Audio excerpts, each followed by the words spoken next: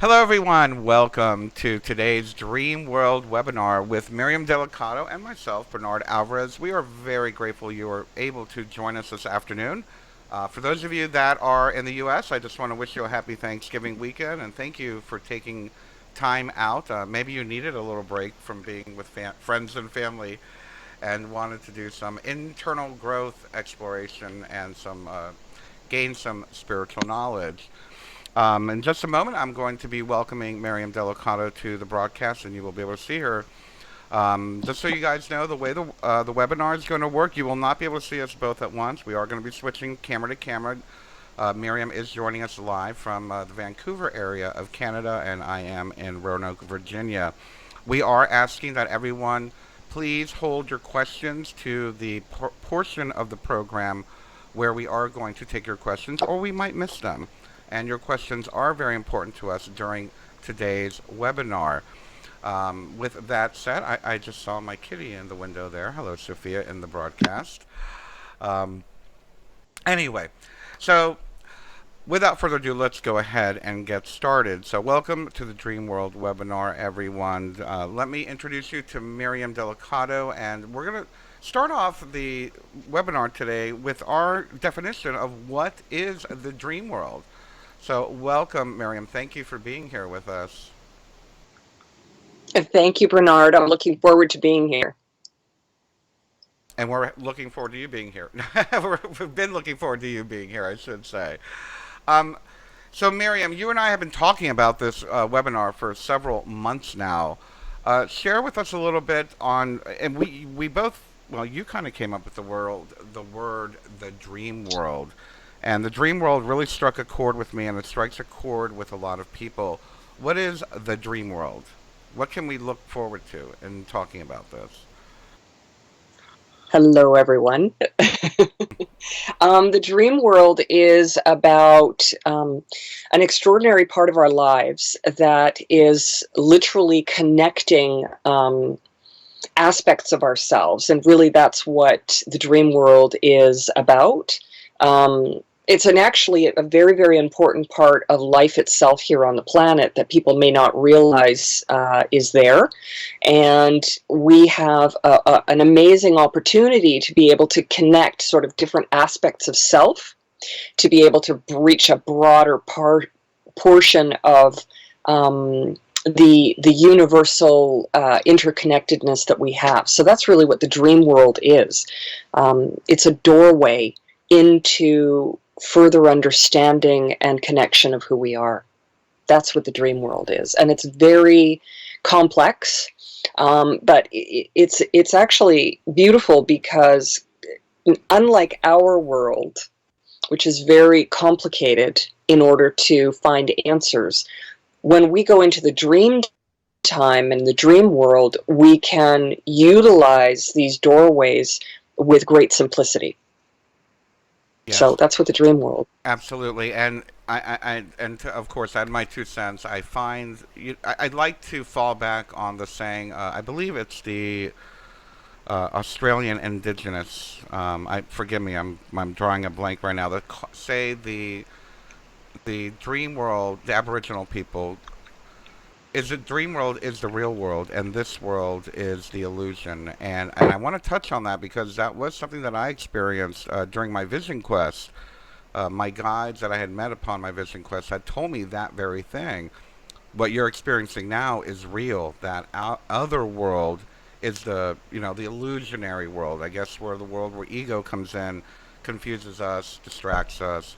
The dream world is more fluid. I believe for me, uh, much work can be done, and we're going to be talking about many aspects of the dream world over the next 2 hours, including, let me tell you a little bit about what we're going to be talking about.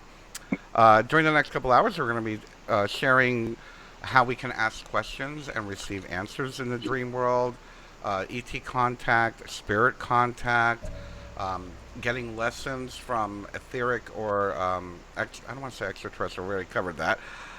Spiritual beings in the dream world. We're going to discuss a little bit about lucid dreaming. We're going to give you some tips and tricks to help you embrace the dream world. as well as I'm going to be sharing my technique on personal dream interpretation, and we're also going to be discussing universal symbolism in dream interpretation. So, Miriam, where should we start? We have so much to cover. Where would you like to start? Well, first of all, I'd like to start by thanking everyone for being here. And this is, I apologize because with the two screens working with Bernard, um, it makes it a bit confusing if he's passing me the screen or he's still talking. So I think I need to, before we even go any further, I need to ask Bernard, how do I know when I'm on screen? You're not going to see it on the player. If you're watching it through YouTube, Miriam, it's got like a 3 second delay. So everything they're seeing and everything they're hearing is about 3 second delay. Okay, So so when I for just me, turn it over to you and say, "Here you go, Miriam," you're on. okay, thank you. Okay, Technology. technology. Have to figure out the little bits and bytes. So let's get started because we're already 13 minutes in. I want to actually start by at the very beginning to talk about the basics of Dreamworld. In going into Dreamworld and protecting yourself as you go into Dreamworld. That's where I'd like to start, and let's do that. Now, the dream world is the same as doing any kind of a meditation. It is what is required going into and doing quote work with the dream world is that you are conscious of what you're doing, which means that you are consciously thinking that you're going to go into the dream world to do some kind of, let's say, work, ask questions, dream interpretation, healing of some kind, talking to someone, traveling, anything at all. So when you make a conscious decision to do that, you must take precautions and ensure that you are protected. So what I recommend is that you do whatever process that you would normally do when you're doing a meditation. You can ask yourself, surround yourself with light. Ensure that you are moving into the dream world with your guides and your helpers and protectors. So again, I bring up this prayer often in any teachings that I do, and I will share the prayer that I do before I go into meditation and also before I go into dream world. So I say, I only allow goodness, truth, love, and light to come to me or through me, for I live my life in the light of God. I ask my guides and protectors to travel with me into the dream world and protect me, only allowing goodness and light to come to me at this time. And I thank my guides and protectors for traveling with me as I enter into the dream world. So in my approach to most things spiritual and metaphysical, I use a very basic, simple method. I don't use any complex structures in order to reach into the other worlds. It's not necessary for me, and it's not necessary for you. Once we understand that we have to use basic protection and understanding in order to move into that other world. So once you've determined that, then all of these other steps that we're going to talk about will come into play. So I'll pass that back over to you, Bernard, and see how you enter the dream world. Um, Thank you, Miriam. And before I do that, I want to expand a little bit on what you're talking about, because what I think people might be missing is that the when we're talking about the dream world doesn't necessarily mean, or doesn't have to mean, that you're asleep. The dream world could be, the subconscious world, could be the astral realm. Is that about right, Miriam? It could be more than just the when you're asleep part. Actually, yes, absolutely. There's powerful times. The actually most powerful time for the dream world is before and after before you go to sleep and just as you wake up. Those are very, very powerful times as well to work with your dreams. So absolutely, I agree with that 100%. Great, thank you. Again, just a little clarification. And as far as, and like Miriam was sharing how she goes into Dreamworld, I was thinking about, um, I had to be more mindful last night before I went to bed because I knew today's seminar was coming on. And I do things out of habit. And for me, before I go to bed and before I go into Dreamworld, now let me give you a little bit of a precursor. Is for some reason in my I don't know, my routine or whatnot of dreaming, I seem to fall asleep and go right into dream world, and then I have a moment where I wake up and I'll fall back asleep and then I'll go back into dream world. But for some reason, I slip right into dream world. What I'm doing before when I'm laying in bed, getting ready to fall asleep, I do utilize Reiki techniques. I utilize feeling the Reiki energy moving through me. For those of you that are not familiar, we can just call it chi energy. I visualize light coming down through the top of my head. I feel it moving down my face. I feel it moving down my body, and my entire body just filling up with light. I call that, for those of you that know the work that I do, I call that altering your state of consciousness, raising your vibration, and in that, um, it's very similar. It actually it's exactly the same thing that you do, Miriam, but I do it uh, through mental process versus a prayer. So both are pretty much the same, but it is an act of bringing the light down, bringing the light into me, where I am feeling protected, and I am moving knowingly. And I think that's the key here is to knowingly know that you're moving into the dream world. Absolutely, I think that is the key to understanding what we're doing is entering into it with being very, very, very clear. I'm trying really hard. Just give me 1 second here Sure. because this video and everything is super distracting, and I'm trying to get access to the questions without having to stick. Yeah, it's technology is not my stronger point. Okay, so let's move forward because I think that everyone on the call, everyone here today, probably understands that it is about using basic tools in order to enter into the dream world. So let's first talk about one of the biggest questions that I get asked is about how you can make contact with, quote, extraterrestrials and how you can make contact with your guides through the dream world.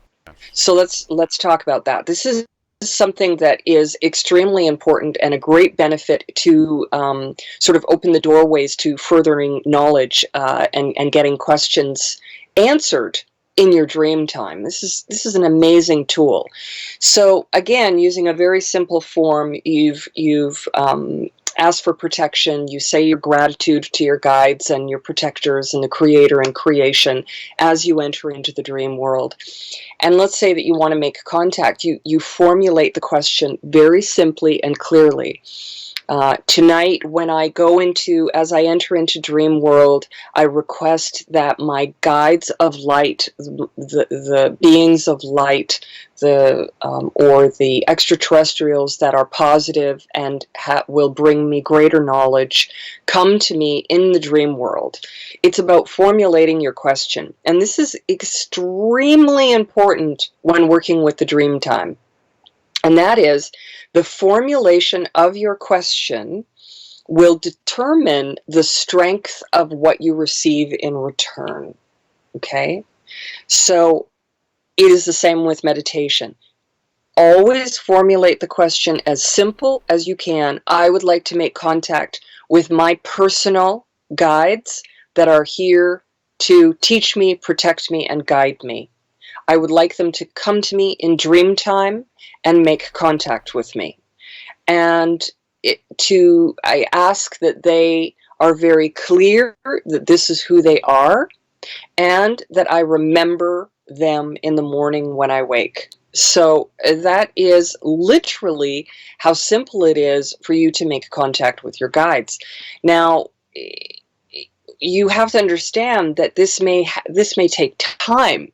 You have to continually keep going into your dream time every night and asking to make that contact.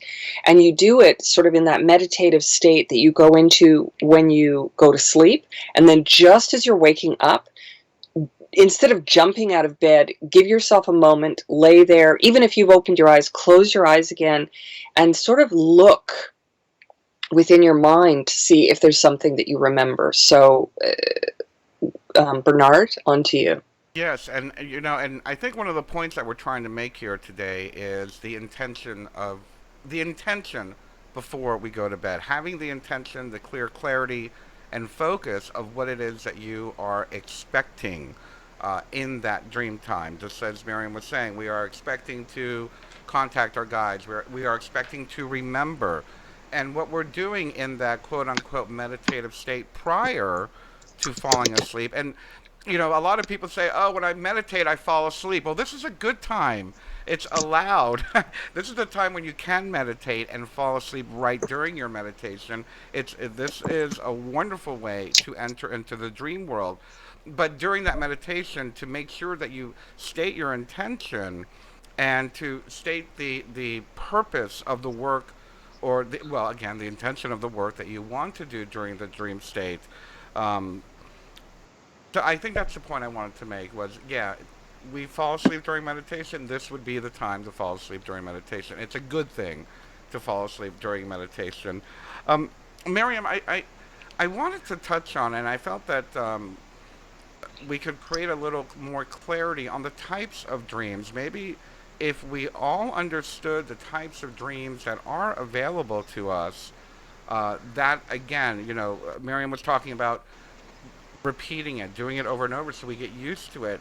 And as we become more fluent with the type of dream that it is, we'll be able to differentiate what the type of dream is. In other words, Mm-hmm. for me, I see dreams as, well, again, I can only share with you my personal experience. For me, my dreams have been about working through past issues that I need to work on. I'll dream about things that have happened to me in the past, or old places that I lived at, or old, friends that perhaps I need to work on. So maybe call that some type of working with my karma, clearing out old karma, resolving old issues. I've had dreams that are prophetic, very, very clearly prophetic, where I wake up and I'm told exactly what's happening was what I was dreaming. As well, I see dreams as an opportunity, like Miriam said, to connect with our guides, to connect with whether it be ETs or spiritual guides. Many times I dream where I'm in a classroom, an outdoor classroom, and there's this Buddhist monk teaching thousands of us. I also see dreams as where I'm getting spiritual downloads, and all this information is being poured into me. So dreams. Oh, and again, then there's also the subconscious. Last night I was watching something about. I don't know. I was watching a TV show, and I ended up dreaming about the TV show. So some of it's just subconscious playtime. You're having playtime. Your brain is just floating around and having a good time. So to be able to differentiate the different types of dreams, I feel is also important. Miriam, what other categories, or what can you add to the types of dreams that we have? Okay, so that's a great question because the types of dreams that are available to us are almost endless. Uh, dreams are powerful, powerful tools, and we have an opportunity to go into what I call the chaos dream. Okay, so the chaos dream is about going into chaos within the dream itself, and it makes no sense. There's bits and bytes of our personal life, the television show that we watched, something that we've read, our friends, everything is in there. These are dreams that are very difficult to sometimes understand, but it's our brain and our physical brain trying to work something out, or to be able to sort of process the information that's come to us throughout our life or in the day or whatever the case may be. So there's what I call the chaos dreams. And chaos dreams, I don't put a lot of stock into. Usually I don't feel a lot from them when I wake up. So this is one of the determining factors, is when you do wake up and you remember a dream, what is the first thing that you, quote, feel? People forget that emotion is a powerful tool to connect to something greater. And I'm not talking about being emotional as in crying and going into hysterics. I'm talking about an emotional response that says that connects to our gut instinct. So we wake up and we say, what did I feel from this dream that I just had? And usually with those chaos dreams, I don't feel anything. There are other dreams that are very realistic in the feel of them. Lots of dreams that I've had in the past with family members, for example, where I'm talking to them or different situations are happening with them, and those are sometimes, as Bernard said, prophetic dreams. So you have to pay attention. If you start to pick up on that dream just as you're waking up, you have to stop, close your eyes, and look at the dream again. So look at the details of the dream. If the details, pick up on as many details as you can, start a journal and write them down, because that's going to help you to be able to tap into them further and get strength from them and understand them more, for sure, because you'll start to see patterns formulating as you start to go into dream world work. So there are very realism within the dream, which can be prophetic. There are other kinds of dreams that are surreal. For example, where you're making contacts with your guides. And often I have found that in these types of situations where you're making contacts with your guides and they're trying to tell you something or teach you something, that the essence of the dream itself is very surreal. It is very light. The colors that you may see are very vibrant, for example, which is the astral world within the dream time. The astral world, one of the best indicators that you are, quote unquote, in the astral world, which means with those beings that are going to speak to you like you and I are speaking here, the determining factor is color. And the colors are going to be very vibrant and very over the top, like pastel colors. That is the astral world. And that usually comes with making contact with, quote, extraterrestrials, and also with guides and protectors in the other world. Now, that kind of rolls into ensuring that you know who you're talking to, and we're going to come back to that point to ensure that when you do enter those worlds, that you know who you're talking to. And we'll touch on that in a few minutes. Oh, good. So the other areas of the dream world that you can work in are higher self, which may not have form. It may not be structured like a vision. Dream world doesn't necessarily mean that you're going to be dreaming of vision. This is an important point.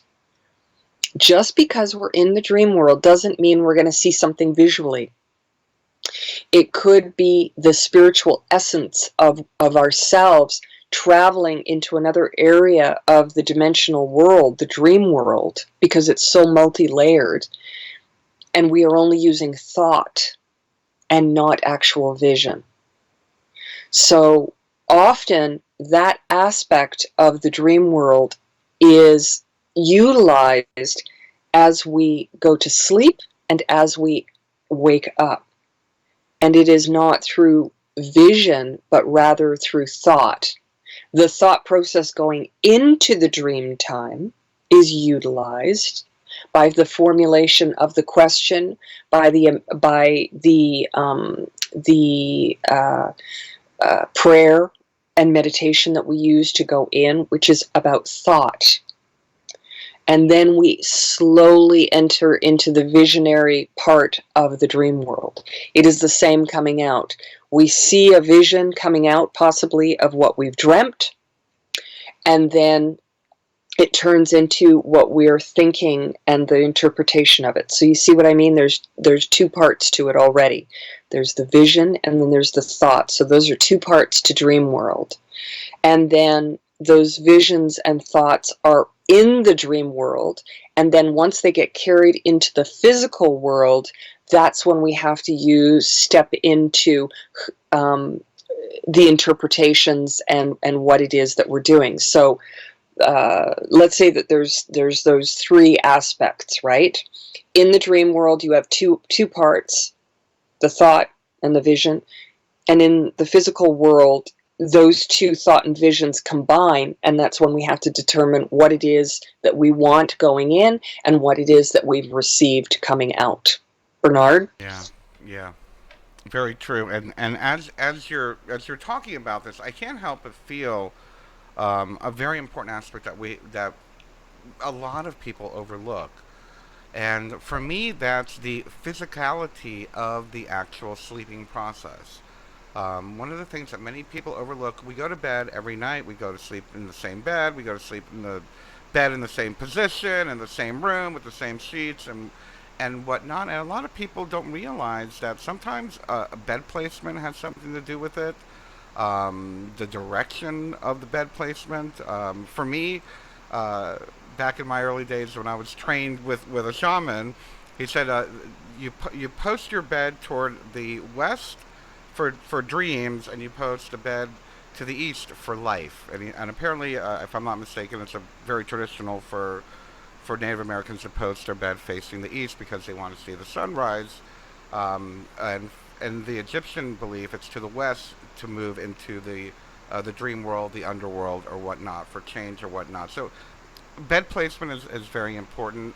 The way the scenario, the vibration of the bedroom where the bed is placed is important. Is it clear? Is it cluttered? Is it clean? Is it comfortable? And one of the things that I just received, and I want to share this with you because it just popped in my head, was a few weeks ago. I was having very disturbing dreams, for lack of a better term. I don't want to say they were nightmares, but perhaps they were dreams that I wasn't ready to look at. Maybe some personal work that I wasn't ready to look at. And I just did an old fashioned saging of the top of my bed, the back of my bed, underneath my bed, and the corners of the bedroom. And all of that disturbed sleep went away, and I've been sleeping like a baby. I was sharing with Miriam, I also recently started doing something called elevated bed therapy. My back was hurting me, and I read somewhere, oh, raise the back of the bed a little bit. I put it on some risers for, 6 inches or whatever. And I've got to tell you, my dreams have become more lucid, more clear. Between the saging and the elevated bed risers has made a huge difference. So to also remember how we're sleeping, what we're sleeping on, what direction we're sleeping on, creating the scene is an aspect that many people forget about sometimes. What do you think, Miriam? Yes. I'm an advocate for, I'm a great advocate for the personalization of the spiritual process, regardless of what it is. And I'll repeat that: the personalization of the spiritual process, which means that we have to connect within our sort of our hearts and our physical beings and our thoughts in order to really have strength from what it is that we are tapping into or whatever tools we are using. And this particular aspect of working within the spiritual realm and working within the dream world, it does come down to what it feels right and what feels good for you. So you don't we're sharing a lot of different little techniques, and what needs to happen is that you need to ask yourself what feels right for you. So, and then use that, and just know that there are some super basics out there, which is all about protecting yourself when you go to sleep, with light, the same ways that you do with meditation. And once you have that, it is about your personalization of it for the most part. Now, um, I also agree that there are certain things that would not be, that I think that are sort of what I call universal, which means they cross every realm of belief structure in the way that we enter into dream world and what works best. There are some really interesting little things, such as not putting your head towards the door of the room, not putting it right at the window of the room that you're in. And if you do have to have your bed right at the window of your home that you're in, or the apartment, then I would suggest that you take some items that you feel are protective of you, and put it in the window, and ask that item to protect you in the dream world, and then that helps to clear the dreams as well. So again, these are basic understanding of dream time, and in order to utilize this fully, you can research so many different types of ways that you can enter into a very powerful connection to that space. So again, there's universal understandings of dream world, and then there's also personalized understanding of dream worlds. And both Bernard and I feel very strongly about this. And we're going to be talking about that as we move forward. I think that I want to talk about how, when you're in the dream world, once you've entered into the dream world, how you can contact your guides and ensure that who you're speaking to is in fact your guide. Okay. There are techniques out there where you can go to sleep holding a rock or an item that is of this world, and then when you enter into the world of dream time, that when you're there, to know whether you're in the dream world or whether in this world, that you look in your hand so that you know, oh, I don't have it in my hand, I'm in the dream world. And then all of a sudden becoming, quote, conscious of being in the dream world. When we become conscious of being in the dream world, it is very, very exciting, because what happens is we then can have a level of control within the dream world. Now, I have had situations where I've been extremely, quote, conscious of being in the dream world, that I'm conscious that there is a being standing in front of me trying to communicate. And I've been conscious on both sides, both positive, feeling good about who I'm speaking with and the conversation and what's happening, and not being comfortable with who it is that's standing in front of me. So in both cases, regardless, remember this: in any dream that you have, you are in control. Now, this is so funny, but a technique that I have used since I was a very small child, 7, 8, 9, 10 years old. I've used this technique. If I don't like the dream that I'm in, and I kind of sort of begin to wake up almost a little bit, and I realize I don't like the dream, I don't like what's happening, I want it to change, what do? I move my body and shift the channel. It's like shifting the channel. I don't like this dream, I don't want to be in it. I'm going to move, and it's all going to go away, and I'm going to start another dream. This is what I think.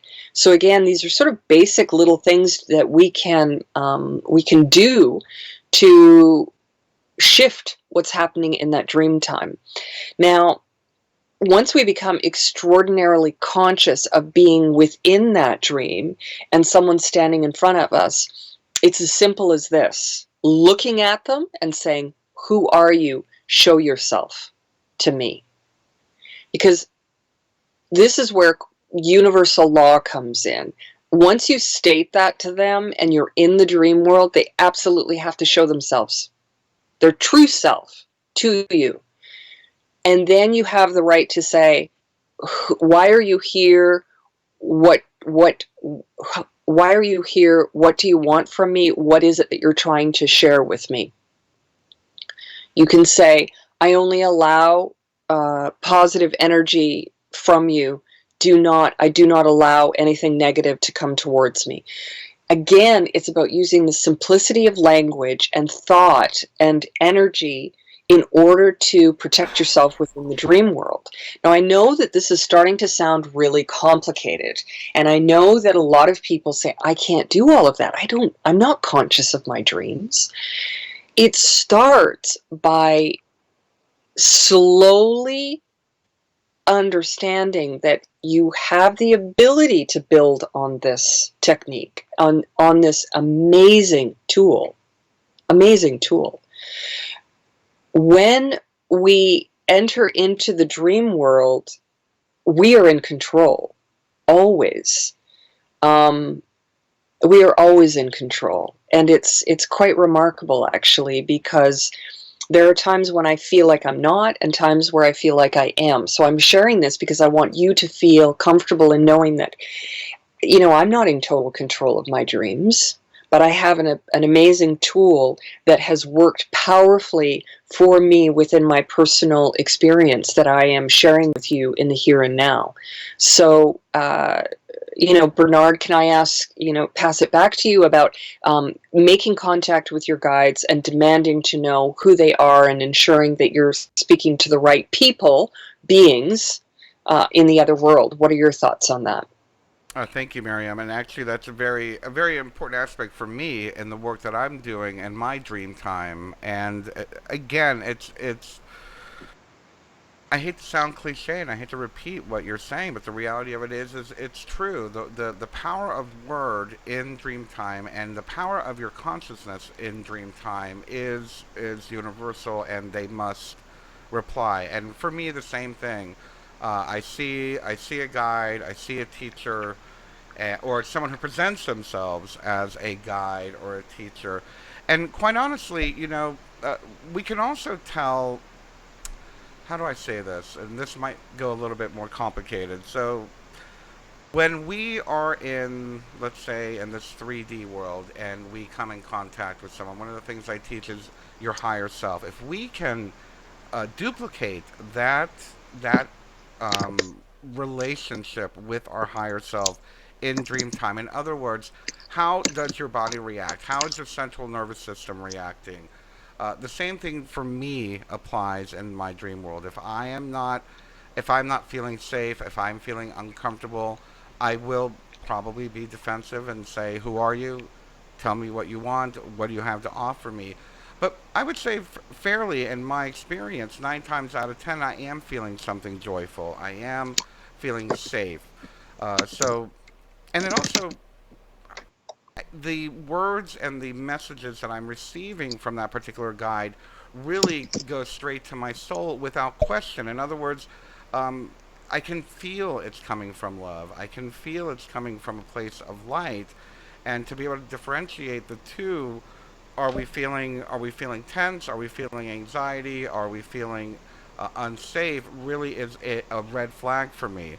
So I would have to say that whatever you're using and utilizing in this 3D world, the same rules would apply in the dream world. With that said, speaking about consciousness and being conscious in your dreams, we haven't said the word yet, but we're going to say it now: lucid dreaming. And Mm-hmm. that's kind of what Miriam is describing here. Right. The lucid dream is where you are in control. You're in the dream. Uh, you're conscious of everything that's happening. You're choosing where you're going. The dream is not carrying you. It could relate to, again, out of body experience. It could relate to connecting with guides. And I love what you said, Miriam, about the idea of holding something in your hand before you go to bed and looking for it in the dream. You can also tell your subconscious mind, when I see a red pony in the dream, I will know I'm conscious and I'm in the dream and I'm awake, and it will remind me that I have control.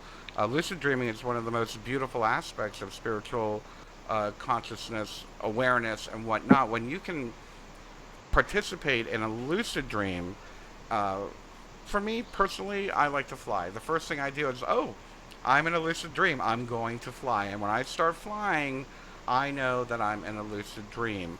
Also, there's also what I call dreamscapes. And how many of you have been to the same dreamscape over and over again, whether it be a positive place or a negative place? When I see myself in the same dreamscape that I was in or have been over the last month, over the last few years, or throughout my lifetime, and I recognize that place, that also gives me the ability to know that I am conscious within my dream. I'm returning to some place that either I want to be or that I need to be, and there's work to be done there, or there is a message that is going to be given to me. So also be aware of those quote unquote dreamscapes. Are they familiar to you? Is this something, a place that you've been before? We've all had that dream where, you're having a dream, you wake up, you fall back asleep, you pick up where you left off. That's a great example of that on an individual experiential level. But that also can expand into your whole lifetime, your whole dreamscape, and building that dreamscape. One of the things that I love from my personal teacher back when I wrote my book, he told me, he said, it's very interesting how when people go into a shamanic vision quest, and for me, this all kind of blurs together. It all overlays and overlaps onto each other, whether it be a vision quest, whether it be a dreamscape, or whatnot. But he said that when we go into vision quest, which is something completely different, that there seems to be the same lands that shamans go to, or people that go into vision quest go to, that uh, the landscape looks the same. And I used to kid around with my group back in the 90s and 2000s that, oh, don't worry, once we get there, I'll know how to move around because I've been there so many times.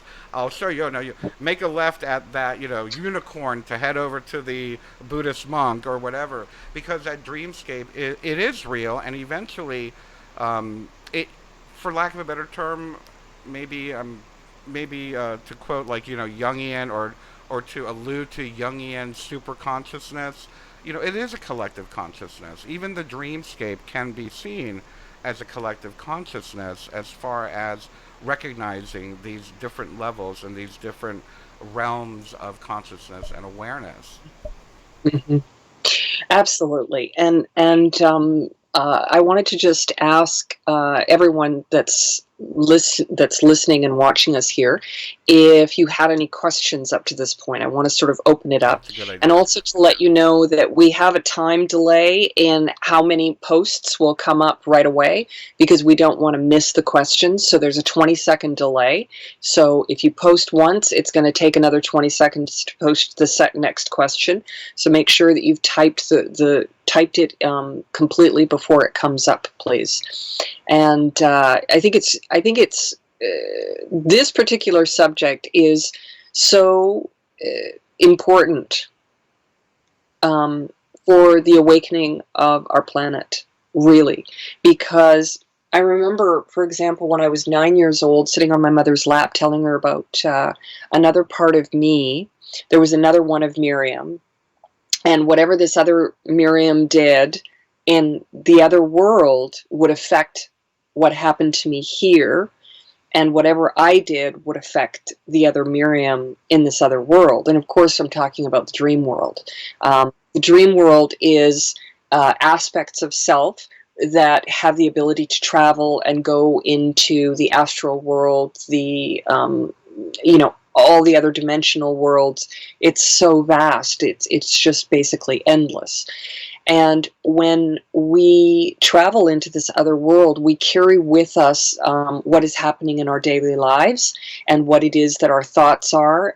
So again, taking your thoughts and concentrating your thoughts just for a moment before you go to sleep, concentrates what's going to happen in your dream time. So if you're having chaos in your life, and you want to be able to answer a question, for example, about what's happening in your physical world and carry that into the dream world to then bring it back, there's ways of doing that as well.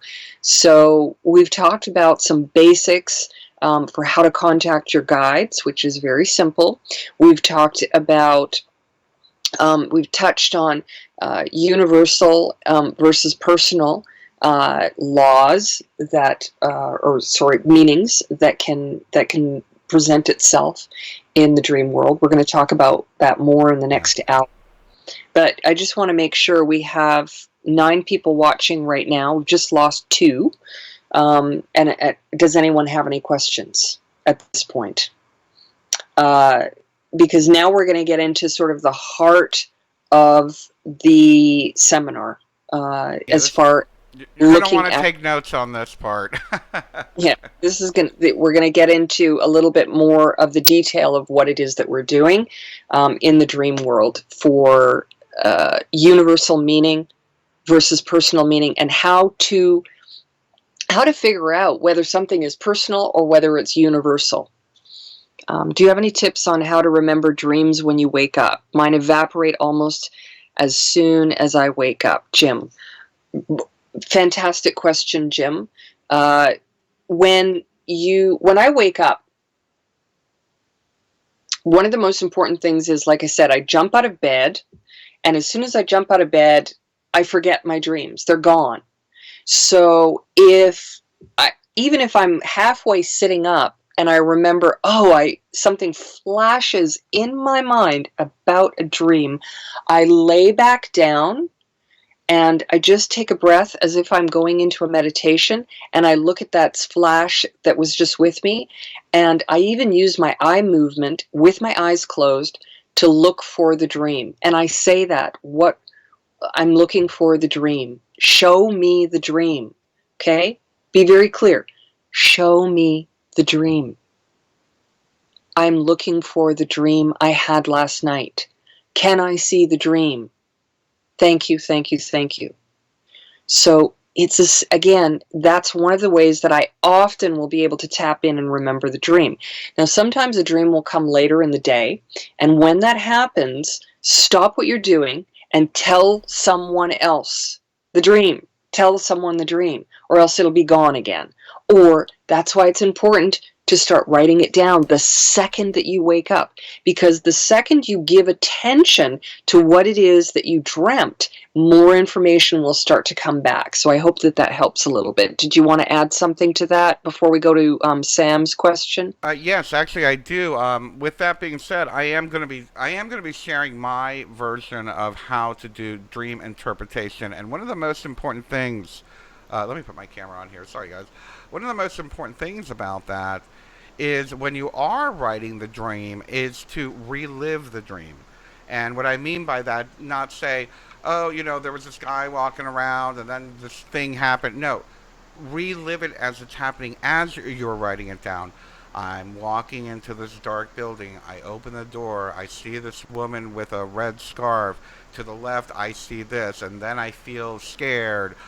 I. Do it in the I and do it in the present moment. Write it as it's happening presently. And I'm going to get more into that after we answer a few more questions. That is fantastic. And yes, that's why I was really excited about doing this with Bernard today, because I think between the two of us, we're really going to be sharing some incredible keys to this. And yes, it is about being in the present and allowing yourself to relive it with that emotional state as well, because that helps to bring that information back. Why did you have that dream? What is it in the dream that you're trying to see? And when we get into how to figure out what the meaning of them is, because that's what all of this is leading to, is when we get to the heart of dreams, dream time, and dream world itself. Thanks. You're welcome, Jim. Thanks for being here with us. So the next question is from Sam. Hello, Sam. Thanks for being with us here. Any thoughts on dream paralysis and where it falls in the dream categories you've spoken of so far? Chaos dreams, prophetic dreams, astral dreams, or other? Sleep paralysis is a very interesting state. I know that a lot of people have tried to say that, for example, extraterrestrial contact is actually dream paralysis, or sleep paralysis. Sorry, sleep paralysis, and that we're having an experience during that time. That's a very challenging question, because I think sleep paralysis happens at different times for different reasons. I know that I've experienced a fair amount of sleep paralysis when I was very young. It happened to me a lot, and what I found was that there as we move from one world into the next, it's like watching a movie with a scratch, a disc, an old, a CD disc that had, it's like skipping. You're stuck in the same spot and you have to kick yourself out of it. So dream paralysis or sleep paralysis are sort of the same thing. When we're just going into the other world, if we can make ourselves aware of it, we can kick ourselves to go either further into the dream or back into being awake. And one of the ways that I did that when I was very young and I was experiencing it so much was I remember doing it when I was about 8 years old, 9 years old, 10 years old, 8, 9, 10. It happened to me a lot during that time. And what I would do is I had to first learn where I was. Okay, so talking about that rock in the hand when you go to sleep, or um, really realizing I am in the dream world. I need to wake up. And I would say, wake up, open your eyes, wake up, open your eyes, wake up. Or I would say, I'm in the dream world. I don't like this dream. I want to change the dream. I want to go somewhere else. Lift and go somewhere else. So again, it's about using the control of your mind in order to get through that sleep paralysis. And there are little pockets of sort of space within the universe itself where we aren't connected to. It's hard to describe. We're always connected to everything, but it's like a place of silence almost. I remember one of the weird things about my sleep paralysis that was always weird is that my hands always felt like each finger was about this big. I don't know why, but I felt like I was a giant. Like I was so heavy that I couldn't move.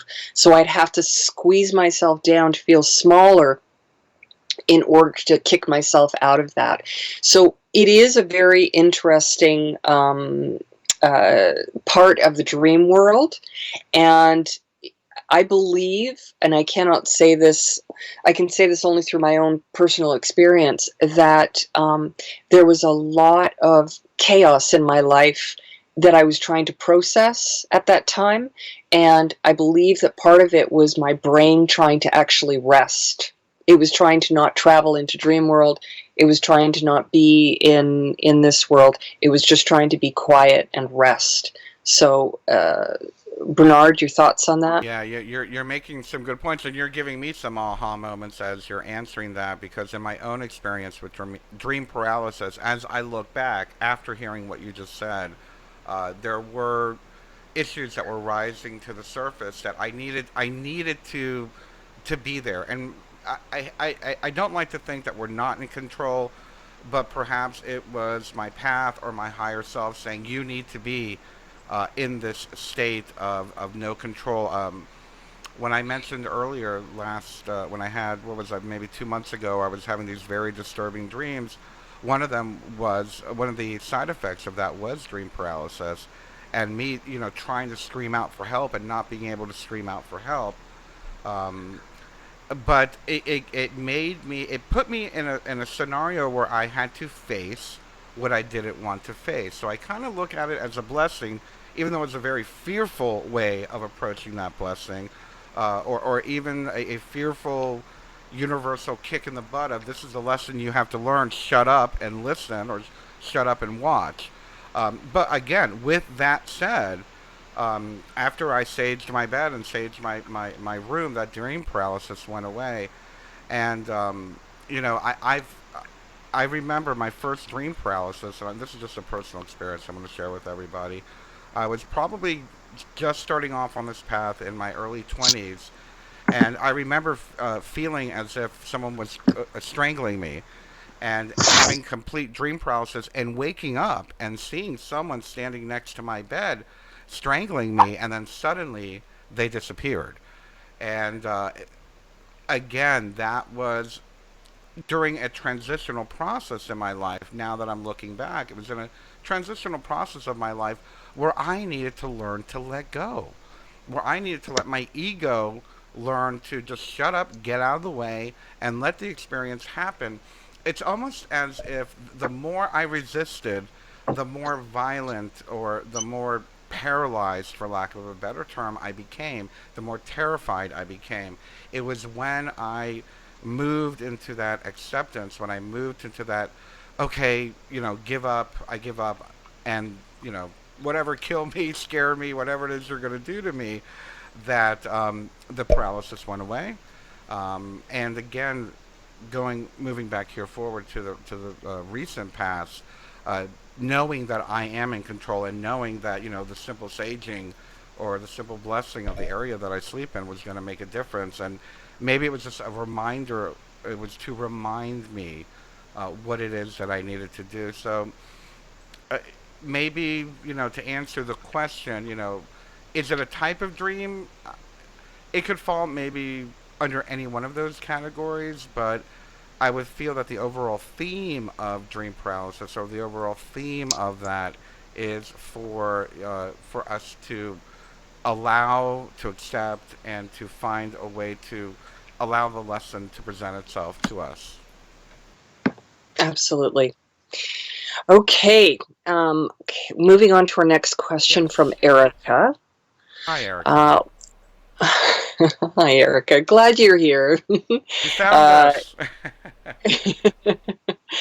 um, One of my guides materialized beside me in this waking reality 3 days after I dreamt of him.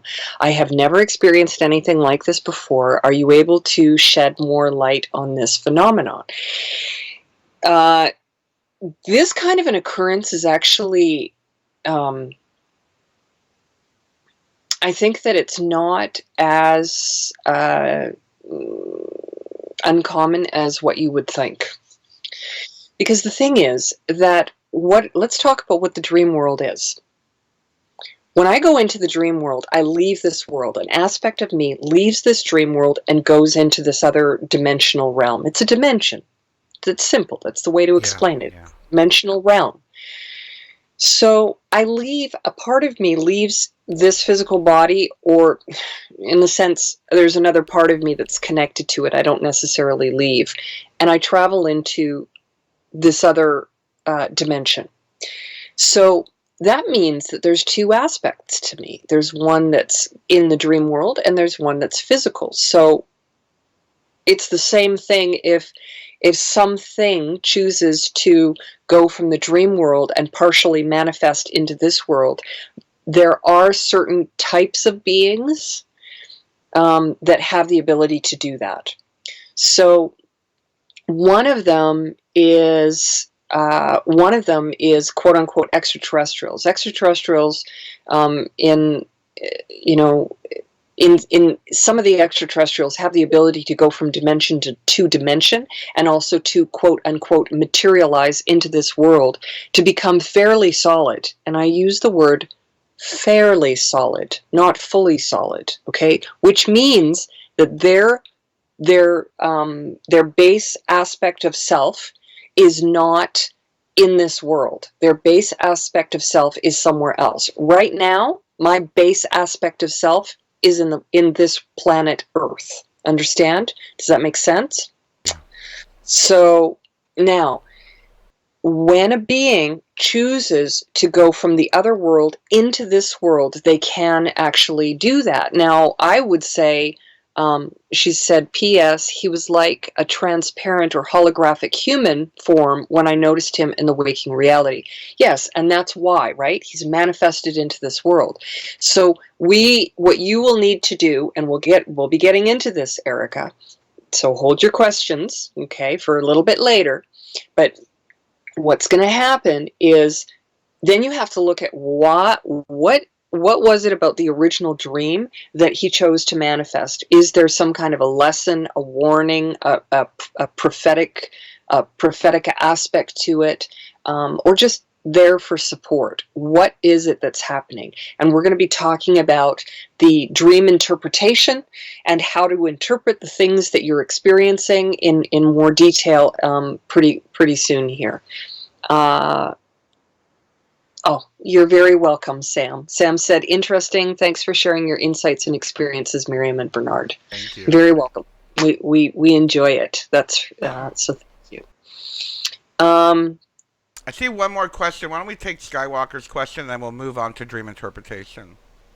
Oh, there we are. I knew I missed one. Thank you. Go ahead. So, did you want to start with that one? No, I think that would be more up your alley. Okay. Okay, so Skywalker says, what aliens, what do aliens mean in the dreams? What do they mean in the dream time? So this is a complicated and yet simple answer. Extraterrestrials, who are they? Well, extraterrestrials are no different than human life forms. There are physical extraterrestrials that live on other planets.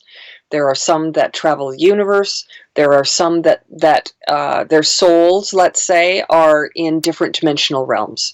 So at times, we very much there's a lot of contact that's taking place all over the planet through the dream world. Absolutely. And this is so important for people to understand. This is one of the most important aspects of extraterrestrial contact that I want people to understand, is that a lot of people will say, "Oh, I'm being taken every night from my body. I'm in on the UFOs and the ships and the craft every night, and I have contact with extraterrestrials." That is not physical contact. That is astral contact, dream world contact. They are similar. They can have very, very, very powerful effects that are almost the same as being in physical contact. But trust me when I say, physical contact is not the same as these astral contacts, because they are very, very, very powerful when they are physically taking place. And it takes years and years and years and years and years to process one physical contact. If you had physical contact every day, you would no longer be human. This is my personal opinion, because you would be changed for the rest of your life. There's just no way that's going to happen. So a lot of people are having astral and dream contact with these extraterrestrials. And one of the reasons why, and I this might freak people out, but I'll share it. I think just a year or so after my physical contact in 1988, that was quite extraordinary, I had very powerful telepathic communication with these beings. And when I had the telepathic communication, they explained something very interesting about the dream world. And they said that they had control over the dream world, that they were the creators of the dream world, that they had the ability to create the dreams that a specific human would have, or they could create universally the dreams that the entire planet would be focused on. Now, they wouldn't be identical, but the theme of the dream would be the same in trying to work things out. So this is very powerful. Yeah. Because the extraterrestrials come to us often in dream time. Sometimes they appear, quote unquote, as an extraterrestrial standing there, and other times they will look human to us, or they will be an animal, or they will be something else. But there is an extraterrestrial aspect of what's happening there. So the question that Skywalker asks is, what do they mean in our dreams? Well, what the intention of these interactions is, generally speaking, and I can only speak in general terms, because in order for me to answer accurately for an individual, I would have to hear about all of the details of that individual, and not just one experience, but a number of different things that are happening, lots of things, lots of factors held in there. But in general, what's happening is that these extraterrestrials are lifting up the consciousness of the entire human existence of being on the planet through, one of the ways of doing it is through the dream time. And this is extremely important for, I think, humanity to understand. That's why the dream world is so profound. It's such, I want everyone to utilize their dreams. I would love for everyone to be able to tap into their dream time to strengthen their connection, to have doorways open to absolutely everything that exists, because it's all there in dream world. It's there through our meditations and through accepting of those doorways, but the dream world also has that ability to step into that. So it is really interesting how the extraterrestrials have, they literally proved to me that they had this ability to do this, because they said, in the next few days, I don't know it was like 2 days from now or something, we will send dreams. Everyone will dream about their mothers. And so in 2 days, I asked every single person that I saw, practically, did you dream last night? Yeah. What did you dream? I dreamt about my mother. Every single one of them. Strangers, and it was remarkable. And they didn't just do this to me once. They did it with me twice, and proved to me that they had control over the dream world. Now, why they were doing this with me was because they wanted to take away my doubt as to the reality of the situation that I had experienced with them. So we'll move on, Bernard. I Hopefully, can't help but think about what you're saying about them being able to control the dream world, because what was it, maybe last year, the year before, I kept hearing over and over again, and not only hearing it from other people, I myself was experiencing these post-apocalyptic scenarios and dreams, and I kept hearing from so many people going through the awakening process. Oh, I'm dreaming I'm in this like post-apocalyptic skyscraper, and we're all running for our lives, and it just seems to be a constant theme in so many people. So, you know, what you're saying is making a lot of sense. So I have to agree with that. For me, um, my I never had physical contact with extraterrestrials. And I interchange the word extraterrestrial with the word extraterrestrial with transdimensional, because, like Miriam said, they could be Mhm. physical beings that live in other realms, or they could be light beings that live in other realms and other dimensions. And for those of you that know, have read my book, my guides are transdimensional, but I do consider them extraterrestrial, as they took me on some type of craft, but it was an out of body experience. And they do visit me in my dreams, and it's usually, I will say that when they are coming to me in my dreams, it is usually for some type of lesson or some type of communication or some kind of reminder. Perhaps it's a nudge that, okay, we reminded you why you came to this planet. We reminded you the work you're supposed to be doing on this planet. You know, remember what you're supposed to be here for. So that's just my personal interpretation. So for many Absolutely. people, it can be different experiences and different reasons why they show up in dreams. Miriam. So moving on, because moving on to the real essence of dreams itself is the interpretation of them. Yes. Okay. So now we understand, to review, to say, okay, we have to prepare ourselves when we go to sleep. We do a prayer or find our mantra. We can use a tool to hold on to something as we go to sleep, or look around the room and remember where you are, and physically, literally, you can just do that if you choose to as well. Do your protection prayer. Thank your guides and protectors to travel with you, and now you're in dream time. So now you're in dream time. Don't be concerned about whether you are astral or interdimensional or um, uh, Lucid, out of body. Yeah.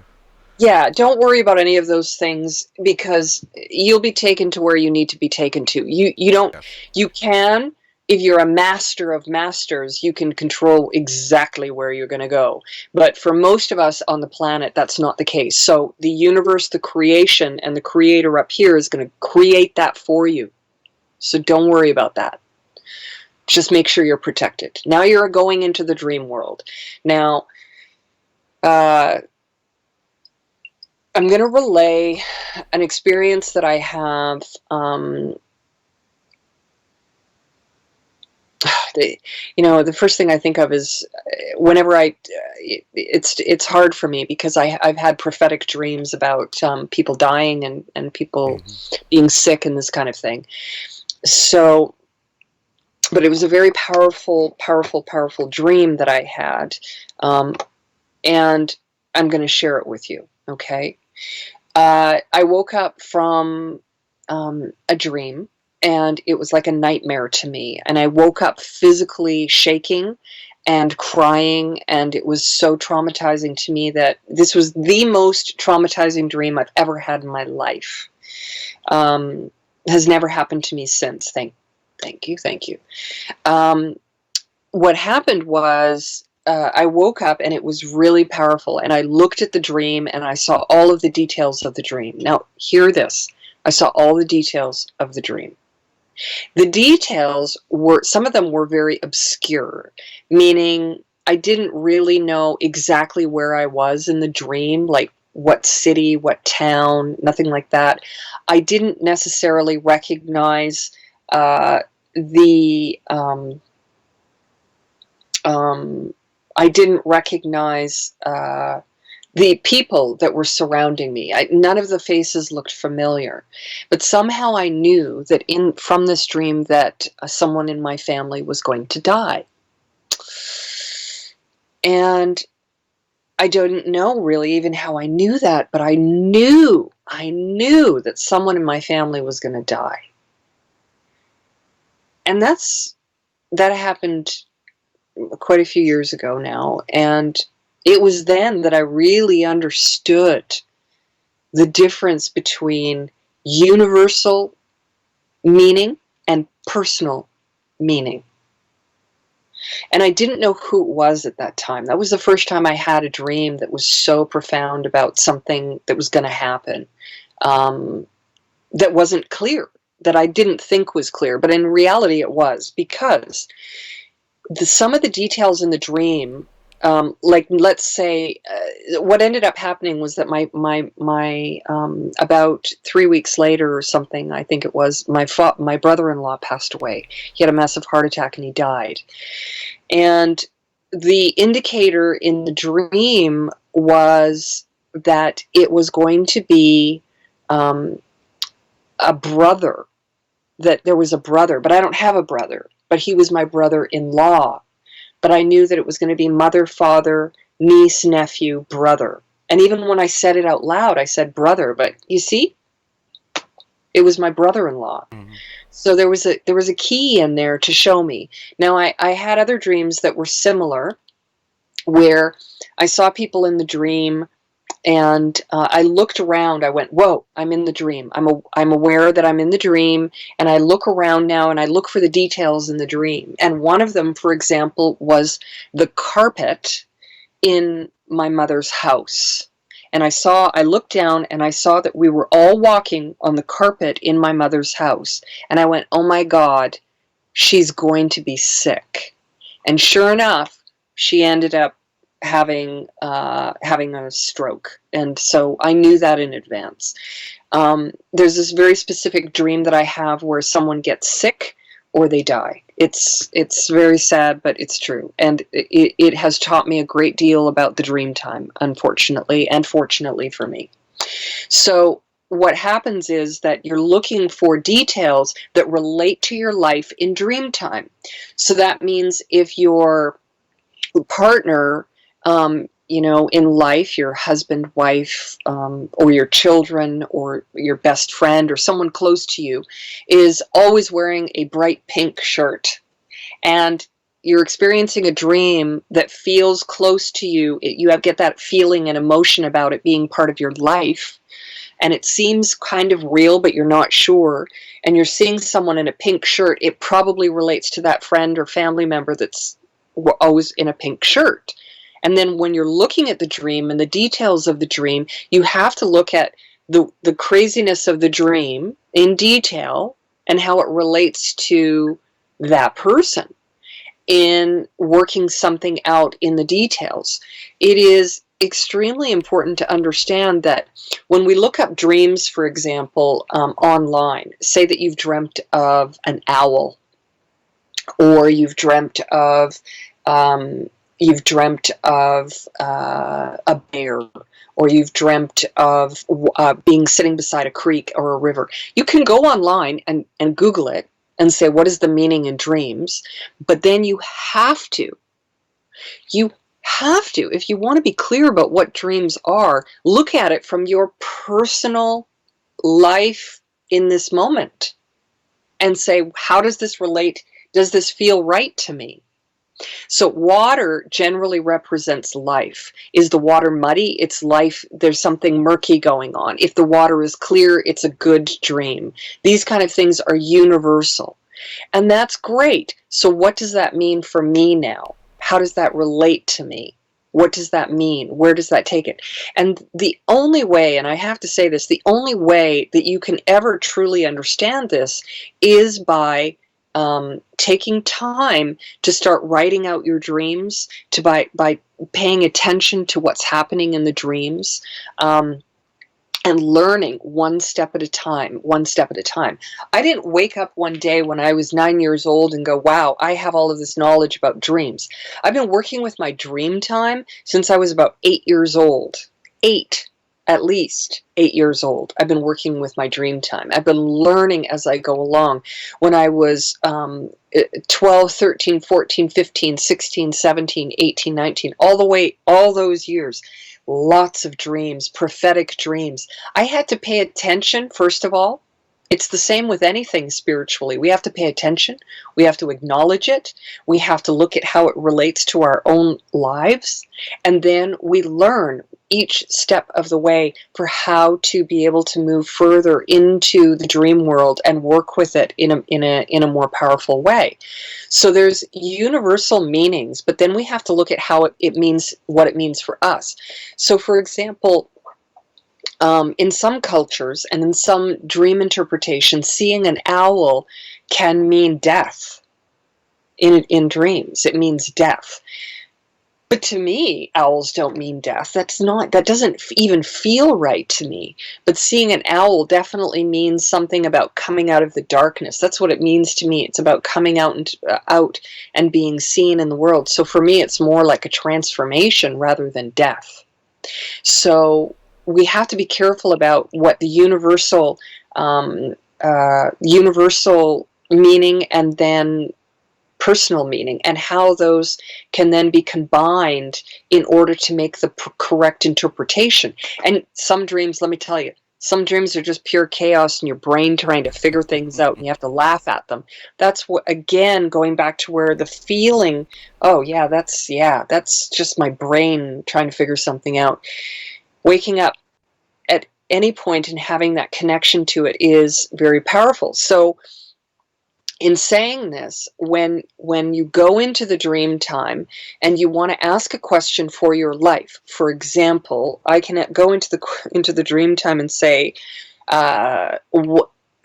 please, in the dream time, help me to understand or give me an answer for when I will be moving from this home to my next location, and allow me to remember in the morning. Any question you ask as you enter into the dream time, be sure to say at the end, allow me to remember in the morning. Very powerful. So then you ask your question, and then you will start to, and you keep doing it every single night. Every single night. Now you're going to wake up with a dream and that you're going to remember, and then you have to interpret through the universal, which is like everyone understands that a fire is fire in a dream. The sun is sun. But what does sunlight mean to you when you think of that symbol? The symbol, because you're looking for the symbology. The symbology. My mother's carpet means my mother. Hey, nobody else. It's not going to mean anyone else. That pink shirt means this friend of mine over here. Whenever I think of a pink shirt, I always think of that friend. When I'm having when I'm having licorice, I'm always going to think of this person over here. Or look for the symbols in the dreams, colors, symbols, people. Look at how it relates to you, and then look for the universal meaning as well. Okay? So I'm gonna say right now already that people can start asking questions about this. I'm gonna pass it on to Bernard, and he's gonna give an even more A depth breakdown. about this. I'm A going to break it breakdown. down for everybody. He's gonna break it down, and I'm sure that he's gonna give us something, because I want to make sure also that Bernard, you touch on in this what you're about to share, techniques for how to clean up karma, because you said you've learned that as well, how we can Mm. clean up karma, because we can do that as well in the dream time. And learning to clean up karma in the dream time, when you have an issue with a particular person, you can go into the dream time and work it out with them, and ask to work it out with them in the dream time, and for it to relate back into this world. So that's what Very I know, much. working out karma and things with people. And there's a very powerful way of doing that as well, Yeah. where you ask that person or that aspect of that person that chooses to talk to you, or their higher self even, to come to you in dream time to speak to you about the matter that you have, and thank them for speaking to you. And then when you wake up in the morning, you'll either remember the dream, or you're going to remember a feeling, and you're just going to have an answer. You're not even going to realize, oh my God, I have the answer to that. I don't even need to ask that question anymore, because it's actually not about the question. It's not about sorry, excuse me. It's not about remembering the dream. It's about actually getting the answer, The resolution, yeah. the solution. It doesn't mean you have to remember the dream. So that's how you can use the dream time. You're going to all of a sudden wake up and feel better. You're going to understand something, and then you'll be like, "Oh, yeah, I guess it worked." So on to you. So please feel free to ask questions at this point about anything that we've talked about already, or about the dream interpretation. So on to you, Bernard. Thank you, Thanks. Miriam. And for those of you that want to learn, I'm going to be sharing with you the technique that I was trained to do dream interpretation. And yes, I'm going to do a plug here. I do dream interpretations. You can book an appointment with me, but I'm going to teach you how I do it. And let me just start off by saying this is not something that you can do alone. You're going to need someone who is who you consider intuitive, maybe in touch with their higher self or whatnot. And so as I'm explaining this, I need you to understand this is a technique that is done with two people, an interpreter and an interpretee, the person who wants the dream interpreted. So let's start off with the very first step, and I spoke about this earlier. How do we write down the dream? So let's say that you have this dream that really stuck with you. It was very clear. Maybe it was a very lucid dream. It was a very powerful dream that affected you emotionally, spiritually, maybe even physically. And it just really stuck with you, and it's really clear in your mind. Um, Hmm. the first step you need to do is what I mentioned earlier.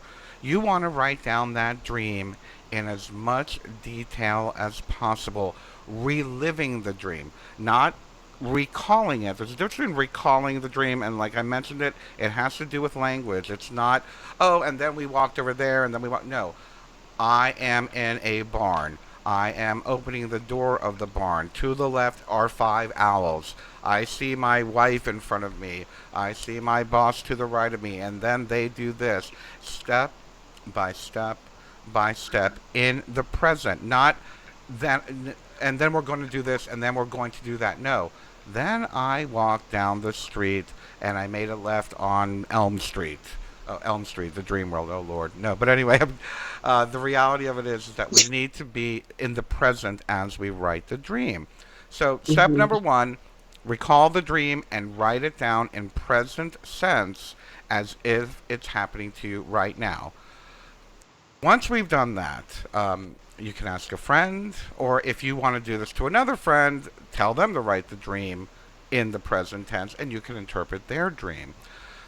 But once we've done that, you want to get with someone who you trust, a dream interpreter like myself or Miriam or somebody else, a friend of yours who you feel is intuitive, and you're going to read the dream to them again in the present tense. So here you are, you're with your friend that you trust, who's an intuitive, a psychic, whatever you want to call it, someone who's spiritually inclined, who will pick up on subtleties because we're talking about energy. Remember, we're interpreting this dream and how it relates to you and your subconscious. So we want someone that we can trust to dive into our subconscious mind and who can pick up on subtleties of energy, inflection, and the way that we linger on words. Someone who can understand the way that language works. And I'm going to explain to you what I mean by that right now. You've got the dream, you have the person who you trust, so you're reading the dream. Now, person number two, who's going to be, we'll call them the interpreter. You're the dreamee, they're the interpreter. You're going to read the dream to the interpreter. And as you're reading the dream, the interpreter is going to write down words that you either linger on, that you repeat over and over again, that you inflect on. Like, let's say, I was walking down and I saw this yellow car, and this lady, she was so mean. So they would write down yellow, mean. Basically writing down the words that you are emphasizing, that you're subconsciously emphasizing as you're reading the dream aloud. Again, we're working with subtle, personal energy and interpretation. So you may not even realize you're saying, bear. You're all excited about the word bear, and they're going to notice. I saw a bear, and he was brown. Again, inflection, lingering, repeated.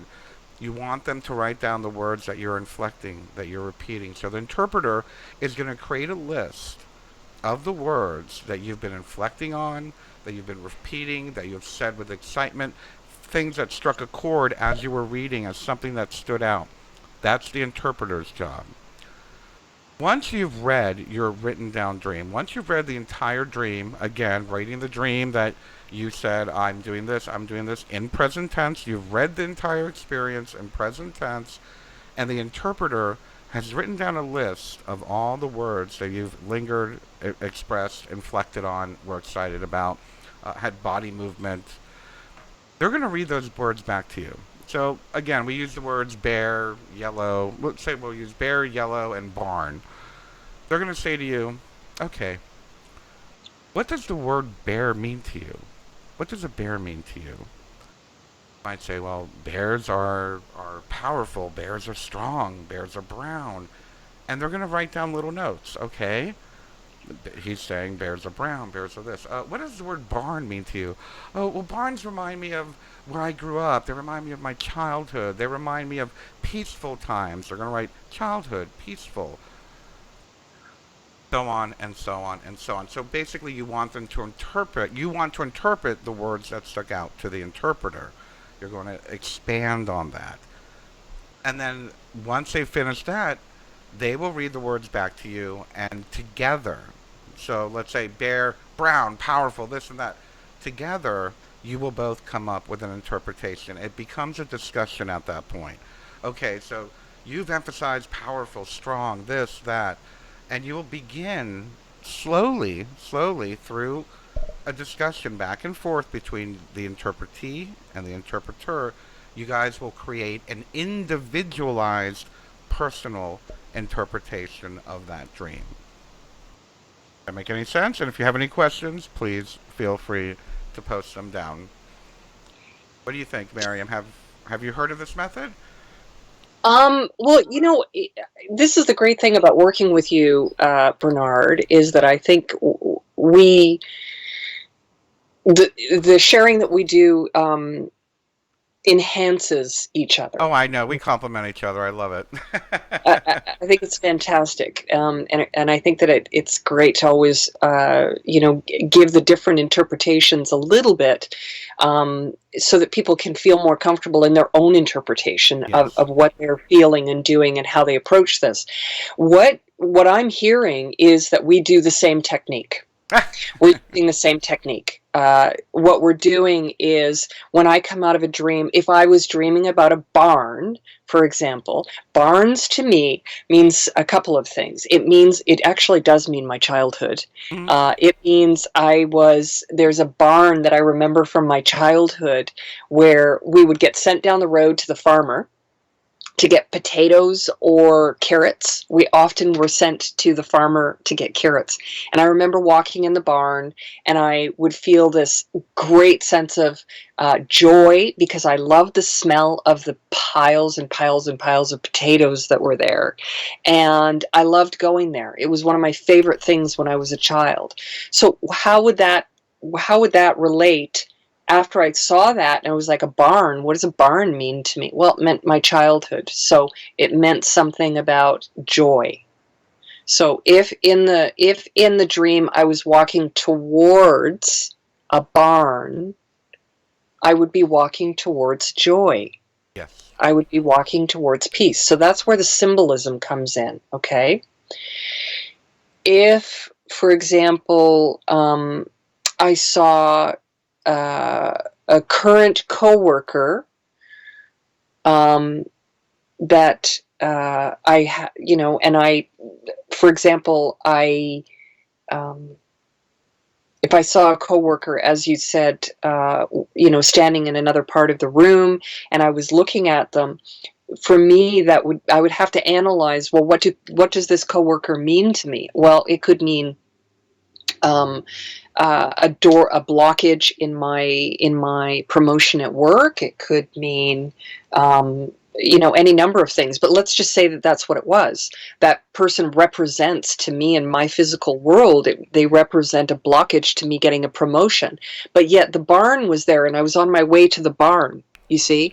So now I'm going to say, you know what, I don't need to worry about this person, because what's coming in my life and what I'm being told is not to worry about that. I walked past that person and I walked to the barn. That means joy and peace. Yeah. So everything's going to be okay. So I can quit worrying. So that's one of the ways of interpreting dreams so that we can bring it into our physical world. So let's say you've asked the question as you go into the dream world, and you've asked the question, I asked my guides and protectors, the way I would word it was, I asked my guides and protectors, creator and creation, to give me greater insight into whether or not I will receive my promotion at my job. Please help me to understand this further. Thank you.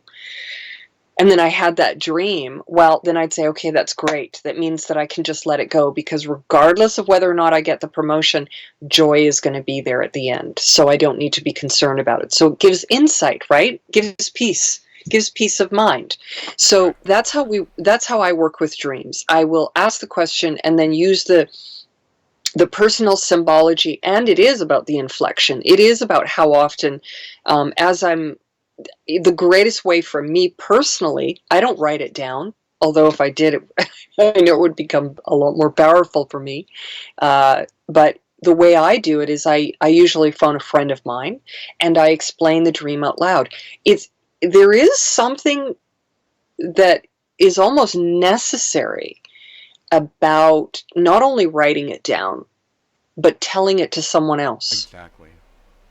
Once we tell that dream to someone else, all sorts of things start to come up. Oh, yeah, I didn't even realize when I was in the when I woke up, I didn't even realize this other little piece. Maybe you forgot something out, forgot a piece that you didn't write down. And as you're verbalizing it, because you become, as Bernard said, you make it into the present. I was walking down the road, because that's the only way to tell a dream, isn't it? Yep. You can't say they were. No, you have to say I. So I agree with him 100% that when you're using that, you're reliving the dream a little bit, and then you're figuring out what it's about. Now, Jennifer has a question here.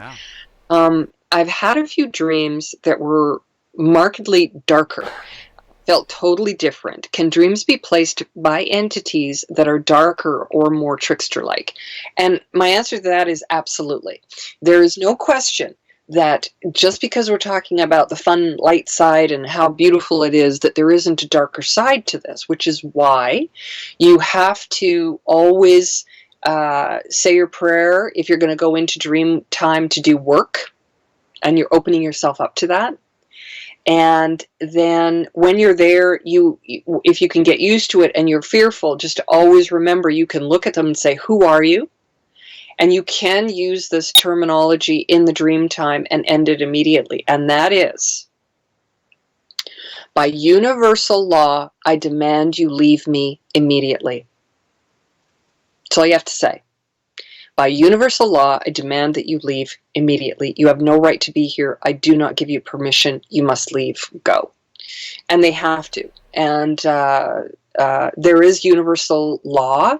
There are repercussions to beings that don't follow that universal law. You do have free will. So all of those things apply. When we have repetitive dreams, it could be that we have repetitive anxiety about something. It could be that we are constantly trying to be reminded of something or taught something, Or it's karmic. or karmic, right? Many different things can be happening with that. If you're having a repetitive darker dream, you can go into your dream time and say, I am having a dark dream and I refuse to have this any longer. Change the dream to give me a more clear understanding. You see? They're trying to tell you something or give you something or share something with you. And just because it's dark doesn't mean it's evil. So Yeah. ask them to give you the message. Okay, this is key. Please give me the message in a different form of a different dream. I thank you. That's it. And keep Absolutely. doing it. And it's about the repetition. Did you want to add to that before Yeah, I we want go to to the expand on that because the question to me is in two parts. I've had markedly darker dreams, and mm-hmm. can entities, trickster entities, put dark dreams in? I believe that yes, there are trickster entities out there that just want to mess with you and kind of, get you off your base, unground you, and make you feel confused. But again, the idea of darker dreams is not necessarily a bad thing. And Miriam had asked me to talk about karmic. Sometimes those darker dreams, and I say this about every aspect of our life, many times we have what I call emotional blockages within our energy body, or call it our chi, your meridians, whatever. Any Eastern doctor, Reiki master, martial art person is going to tell you that these blockages need to be worked through. And those blockages might be in your emotional body. If we have blockages in the emotional body, or even up to the level of our spiritual body, which I would call them karmic blockages, we're going to experience dark emotions. We're going to be confronted with dark feelings, or feelings of fear or sadness, and these need to be worked through because they are energetic blockages. I use the analogy of the awakening, and how, let's look at it from a global consciousness level. Globally, we're going through some crazy dark stuff, but the reality of it is that it is a global collective consciousness, and our global collective consciousness needs to let all the ugliness boil up to the surface, so we can confront it and be done with it, to karmically remove ourselves from whatever is that is holding us back. Same thing on an individual level. Sometimes dark dreams are traumatic experience, reminders of experiences that we've not quite healed from. So we also have to be aware that this could be an opportunity for karmic cleansing as well. Absolutely. Absolutely. Um, I'm going to go on to the next Yeah. question. Eddie says, I often dream about celebrities, even if I haven't seen them recently on TV or on social media. Do you have a certain, do they have a certain significance? Well, for me, this is pretty, standard. A lot of people dream about celebrities all the time. And the reason why we do is because it's a great symbol of whatever that particular celebrity represents for you. Yes. Yes. So they are so instilled into our conscious physical minds that we use them as symbols in the other world. So what needs to happen is you need to look at each one of those celebrities that you're dreaming about and say, what does that person represent to me? And how does that relate to my life? And then from there, then you can have a greater understanding. So example, let me think. Leonardo My DiCaprio.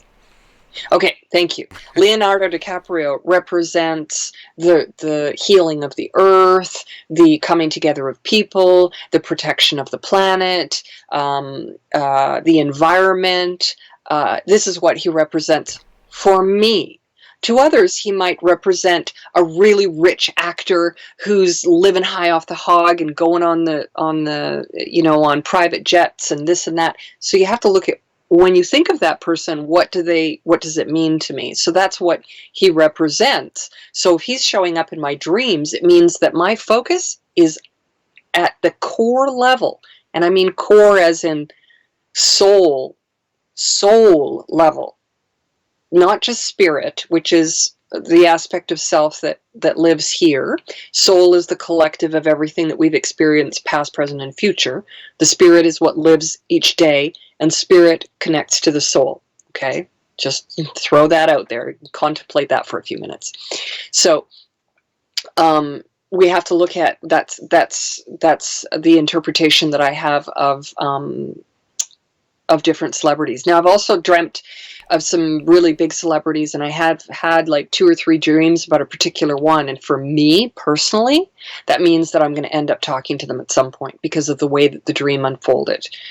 So again, you have to look at it from a very personal standpoint and be very honest about what you're feeling and seeing, and what thoughts pop into your mind as you're relaying the dream itself. Did you want to add anything to that, Bernard, or should Yeah, we go on to the next? two words pop into my mind: archetypes and patterns. Archetypes. The reality of it is that in today's society, celebrities have been elevated to god status, goddess status. I mean, back in the Greek and the Romans and all that era, the gods and goddesses were the archetypes. They represented some type of collective unconsciousness or consciousness. So today, it's fair to say that celebrities are archetypes. And it goes right back to what Miriam's saying. What archetype do they represent to you? Do they represent to you love, greed, compassion? Whatever it is. And actually, I have to do a shout out to a friend because I did have a dream of a quote unquote celebrity friend of ours, Joe Martino, and it was, for me, it was about courage, and he was representing courage in media, and how the media is so screwed up, and how he's trying to put the truth out there, and that's what I was like, why do I keep dreaming about Joe, and it was during this whole like fake news battle, which is still going on, and I see him as a pioneer of conscious news.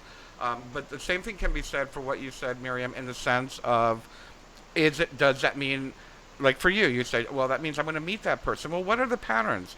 For me, everything is about patterns, whether it be in physical life, subconscious life, spiritual life, or the dream world. Patterns. One thing I learned very early on in this work is that 2 plus 2 equals 4, 4 plus 4 equals 8. There is always cause and effect. So where does that celebrity fall as an unknown, or something within the numerological unfolding of that cause and effect in your life?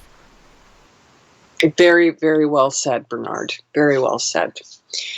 Um, We have two okay, more so questions here. Jim says, what do you think about a reoccurring dream where you have another family, wife, kids? Someone does a spirit drawing of your energy and draws one of the family members looking at you in the drawing. Bernard, I'm That's going to put very that. profound. I, there. I mean, a lot comes to mind when I'm reading that, Jim. A lot is coming to mind. Well, I There know could be. Jim, so I don't know if I can do this objectively. Okay, because But let me just jump out and say that, maybe past life, maybe etheric life, you know, future life. yes, and that's what I was going to say, is that what I found is that in the dream world, another whole thread of all of this is that because we have access to the other dimensional worlds, what does that mean? It means we have the open doorway to the entire universe, to all of the base knowledge of everything that exists. Everything. That also means a doorway to our soul, our doorway to our past, to our history, to our other lives, to our future lives. Okay? Let's not forget that. So sometimes we can be trying to sort of put into balance past lives with this life. And if you're having a reoccurring dream about family, an entire family, it sounds to me like there's a connection to a past life. That is what I was thinking. But and then someone doing a spirit drawing and draws one of the family members that's looking at you in the drawing, it could mean that the entire spirit family that you're dreaming about are still in spirit, and they did not come. They didn't come into body. That's what comes to my mind right away. So you're welcome, Eddie. Eddie just said thank you. I think it's So Edie. Edie. Oh, well, I have light in my eyes here. It's kind of hard to read. Sorry, Edie. So what we're saying is, again, it comes to universal symbolism and connection, and then personal symbolism and connection. And whenever we're working with anything that has to do with spirituality and broadening spirituality, meaning the growth of an expansion of knowledge of spirit, knowledge of self, knowledge of creator and creation. That is spirituality to me. Whenever we have this ability to tap into this spirituality and base knowledge and expansion, we have to look at those two things: universal symbolism and personal symbolism. It's the only way to find answers to anything. And once we understand our own, quote, patterning, as Bernard said, the patterning of our own, the way that we pattern it. Hey, the person next to me is going to pattern differently. They're going to pattern differently. And this is one of the things, I will say this, this is one of the things that has made me challenged to my core in this whole genre of alternative media and information and knowledge, especially in the beginning, 30 years ago, when all of this was really coming to the surface in a big, broader way. And people just didn't even understand that, you didn't have to go through, 50 steps in order to have a visionary dream or have an experience. That sometimes the creation just gives people experiences, and others have to work at it, and some have to use this technique, other people have this technique. That is why the world is as diverse as it is. So we only have a few minutes left. I want to make sure that we've answered the questions from the people that are watching. And I'd like to also just say thank you to everyone for being here. And I hope that our program today was and is going to be a benefit to be able to tap into your dream world. And again, I just want to encourage people to understand that it's not difficult. Think of the basics. Think simple. Remember that whenever you ask for something, you add the word now. Because if you're not asking a question, please bring this answer to me now in my dream time. Because otherwise they can give it to you a year from now or 2 years from now. So always put it in the present. Say thank you in advance of getting the answer. Be clear with what you're asking for and be as simple as possible.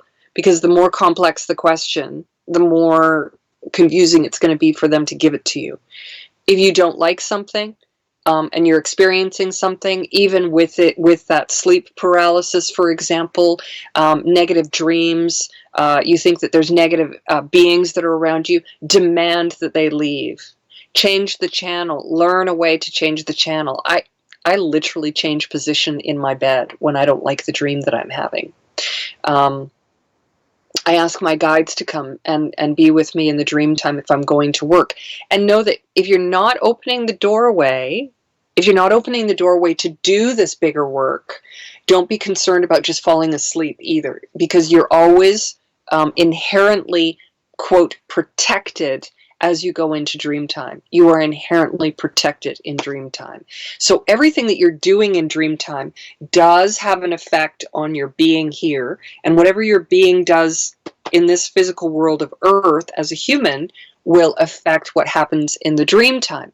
And this is also how, as Bernard was saying, that there is an ability to kind of sort of clear and clean karma with other people that maybe you're having difficulty in this life with, and ask for them to come to you in dream time. Have a conversation with them as you're falling asleep at night. Envision their mind or their faces or their bodies standing in front of you, and just speak to them in the dream time. And this is a very, very powerful way, but recognize that you are very powerful. So be careful of what you ask for. Yeah. Be thoughtful of what you're demanding. And always be thankful, because that will bring that positive energy to you. Absolutely. Bernard? And before we go, and Miriam, I'm going to turn the camera back to you in just a second, but let me just give out a few little tips and tricks, because I did have someone who did write before this show, this Mm-hmm. webinar, about not being able to dream. And one of the things that I personally offer people, at least my experience, is I don't know if you all have heard of like dream sachets or dream pillows. Lavender is a great sachet to have underneath. For those of you that are just who are trying to align, and again, for me, when I think of archetypes, for me they're vibrations. They're not real entities. So when I talk about gods and goddesses in my work and whatnot, for me they're vibrations. They're natural forces. Venus is the vibration of love. Morpheus is the vibration of dreams. So if you would like to, go online, look up for how do I create a Morpheus dream pillow. It'll help with the vibration of allowing dreams to occur, because many people have a difficult time with that. So I just wanted to be able to answer that question before we go. And, just always have a good attitude about your dreams. Always know you're going to remember them.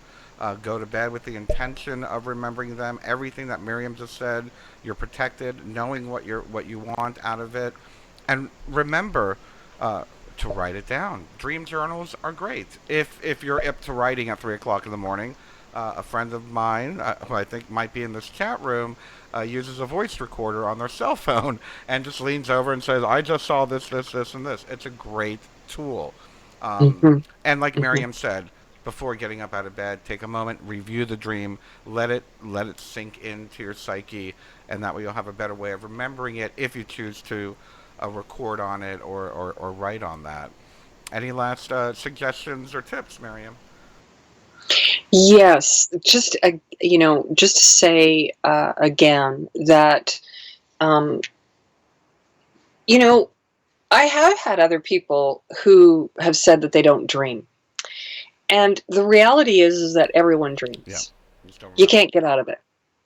What's happened is that there's a blockage between remembering the dream and being blank when you wake up in the morning. That's all that's happening. So if you're one of those people that's not remembering, uh, you have to go to sleep and say, please allow me to remember my dreams in the morning. I used to, a long time ago, I used to have premonitions in the waking state of massive earthquakes. I would actually get what I call a vision, and a vision for me is something that flashes before my eyes in a waking state. And I used to get visions of earthquakes when I was younger. This is one of the ways that I felt them and saw them and had the premonitions. But I never trusted them. I never trusted that one way that the dream would come. Or I would have a dream about an earthquake. So what I would do is I would go into dream time and ask a question. I had a dream or I had a vision about an earthquake. I please ask with humility to my guides and creator and creation to send me a confirmation dream that this is real and allow me to remember in the morning. And then I would have these confirmation dreams. So I would have these visions, and then I would tell people, and they'd say, yeah, but I haven't had my confirmation dream. They'd kind of look at me and say, what are you talking about? They'd say, well, I asked for a confirmation dream. My point is that we have to, again, be very aware of the language that we use with dreams. And if you want to remember, you just simply ask. And to give you encouragement, it's not just in the dream time that we need to do this. It's through meditation. It's through wanting to see a UFO. It's through all sorts of things. The more that we create the mantra in our mind, the thoughts create. Is this not the base of all spirituality? Yes. Our thoughts are the creation of everything that is around us. So if we use these thoughts and our words and physically say them out loud, and I didn't actually touch on this, is that you can make things more powerful in a request to go into the dream time and your prayer. And if you want to manifest something, you say it out loud, because what it does is it takes it from your brain, your thoughts, through the physical, makes it physical, and then it can travel into the other worlds, but also into this world. So it becomes very physical. So you're connecting the two of them. So you do your prayer, my prayer. I only allow goodness, truth, love, and light to come to me or through me, for I live my life in the light of God. As I go into dream time in this night, I ask my guides and my protectors to come and be with me in the here and now as I travel into the dream world. And tonight in my dream, I ask for my guides to teach me what it is that I need to know at this time in my life, and to show me what it is that I need to give me strength in this world. I ask this with humility and love and gratitude in the here and now, and I please ask that I be allowed to remember in the morning. With gratitude, gratitude, gratitude, thank you. And I send that out. There. Now I'm already done my dream for tonight. So you don't have to actually ask for something. You can say, what does the universe want to tell me? Because sometimes we want something, but what we want and what we need are two different things. But who knows best? Your soul, your guides, your creator. So sometimes don't always ask questions, but allow them to show you what you need. And that, I think, is a level of humility that the creation will share even more with you. So thank you, everyone, for being here. And the questions were great. I hope that we covered a lot of material, and we'll see you next time. If you are interested in following my work and Bernard Alvarez as well. We both have newsletters that you can sign up for if some of you haven't. And thank you again for being here. And Bernard, thank you for giving us the space to be able to have this event today. And I really appreciate your support of my work, and for doing this with me today. It was a lot of fun. And thanks again. Thank you, Miriam. And yes, I always enjoy working with you, and I'm very proud to have done. This is our first webinar together, and I hope not our last. So hopefully we'll get together and do some more webinars like these.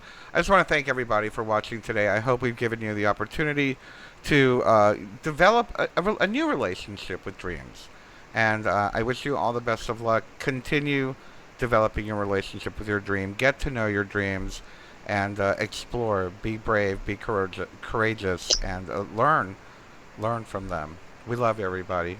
Thank you very much for watching today. Bye bye. Bye bye. Sorry. Oops. I